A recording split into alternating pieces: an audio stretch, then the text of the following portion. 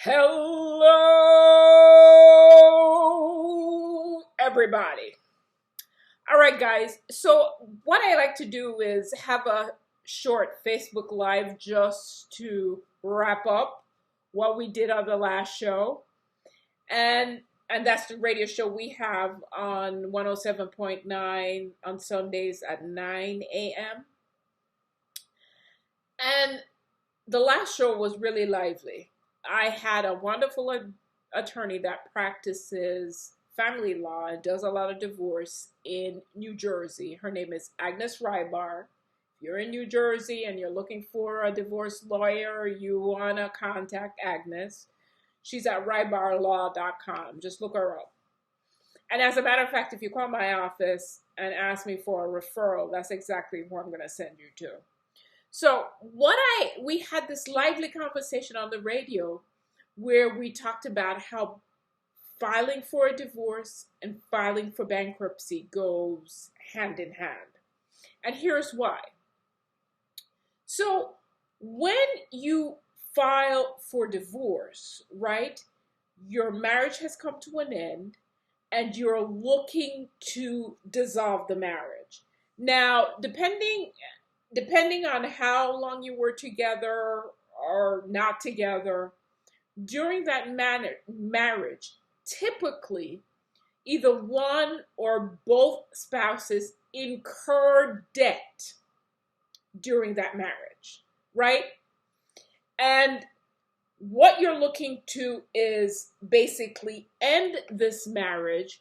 But what I've found over the last couple of years is that many of you end your marriage, but you still continue to carry the debt from that marriage that has been dissolved.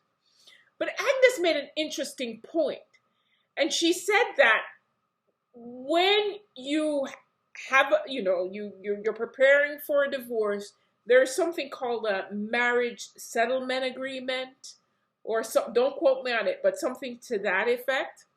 And she said what usually happens is the debt that accrued during the marriage is usually split 50-50. And you may not have incurred the debt. You may be the spouse that did not incur the debt. But because that debt was incurred during the marriage, the settlement agreement that you guys execute says you will take on 50% of that debt. So it made sense to me in having this conversation with Agnes why it is that you guys still carry this debt, even though the divorce has happened, even though the marriage has been dissolved.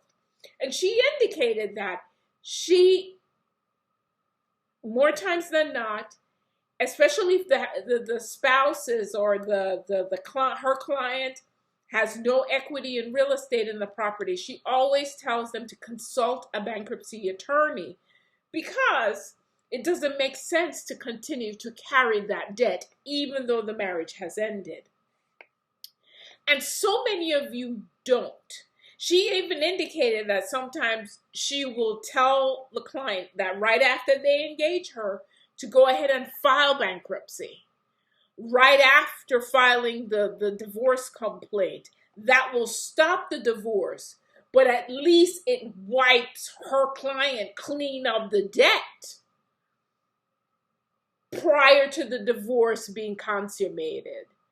So I guess the long and short of it is, if you are divorced or if you're contemplating divorce, it really makes no sense for you to continue to carry that debt that was accrued during the marriage, even after the marriage has dissolved. So you've ended the marriage, you've ended that part of your life, but you really haven't.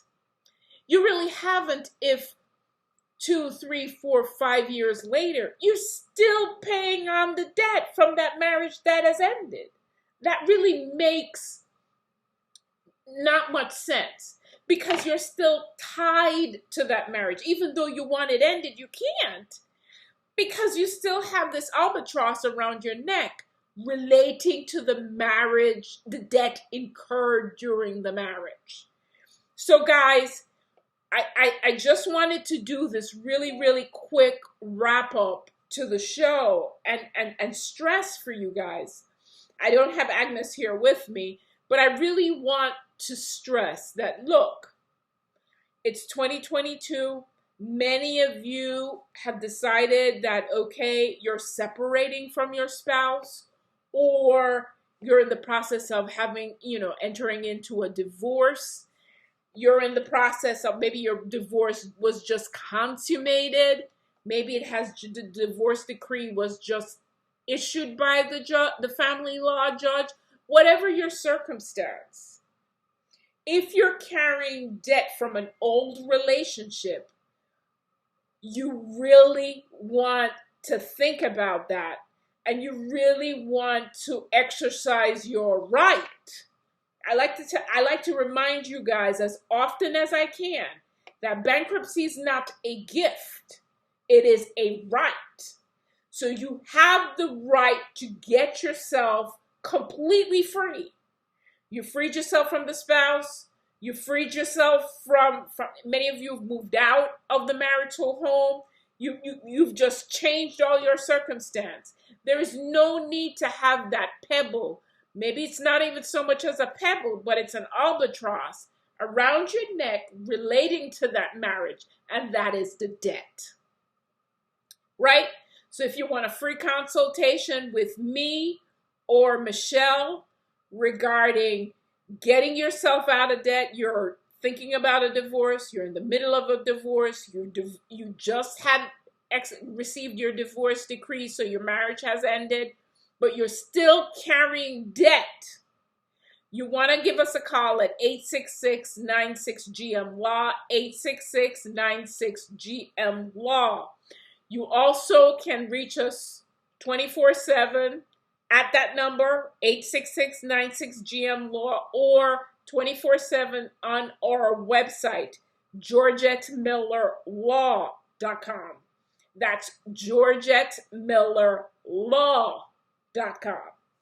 Also, Agnes made a great point that stuck with me the whole time during the show and up until this point. And that is, one caller or one listener sent me an email online, and she said, Miss Miller, what happens to my 401k, or what happens to my pension during a divorce? How does a divorce affect that, and how does a bankruptcy affect that? And for me, it was easy. Your pension and your 401k is protected 100%. If you file a bankruptcy and you have $1 million in your 401k, when your bankruptcy closes, you will still have that $1 million. The bankruptcy code treats your retirement as sacrosanct, meaning no creditor is allowed to attach your retirement, which is why it always breaks my heart to see you guys cash out your retirement, cash out your 401k to pay debts you don't have to pay. So the bankruptcy court is not forcing you to pay to use your retirement to pay them, but you're willingly doing it. We are willingly doing that, but I digress.